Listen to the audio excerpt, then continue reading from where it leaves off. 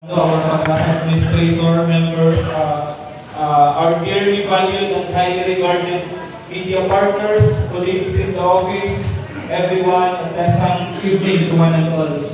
So una po sa lahat, gusto po namin i-convey ang aming sincerest appreciation and profound thanks to all our media partners for sparing your precious time with us in this fellowship and year-end wrap-up of Pagasa's accomplishments for 2024. Year 2024 has never been that easy for all of us.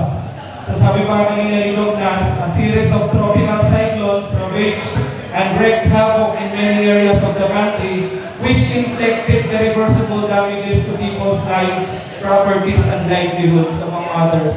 But despite such challenges, our partnership with the media has not just been valuable, but essential for the safety and well-being of our communities. Our efforts in providing early warning information would be incomplete without the trusted medium to disseminate critical information effectively and efficiently.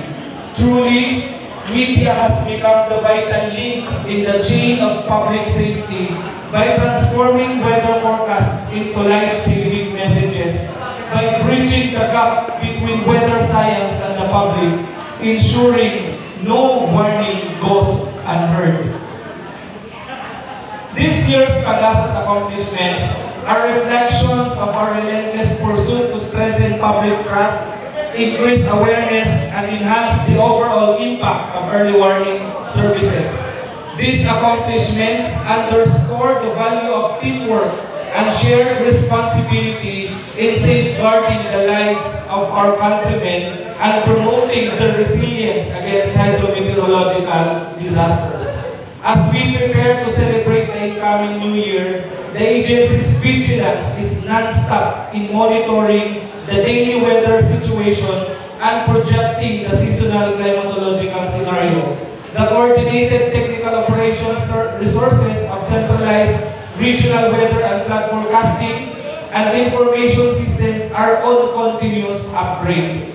From the media books, the quality or professionalism of our experts and manpower, I believe, has not been a major issue this year. All the same, we will continue to strive for excellence in our public service delivery. We attribute this great measure to the continuing support and constructive feedback from our clients such as you, our media partners. As mentioned earlier by our administrator, we have had a long, fruitful, symbiotic relationship with the media from the very beginning. Our partnership has become the cornerstone of community resilience.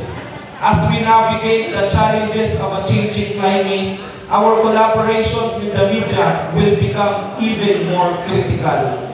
By working together, we can ensure that communities are not just informed, but also empowered to face the uncertainties of weather and climate. To conclude, by supporting public weather services and acknowledging the indispensable role of the media, we can build a safer, more prepared, and resilient society. Muli, maraming salamat po sa inyong lahat, and I wish everyone a prosperous New Year.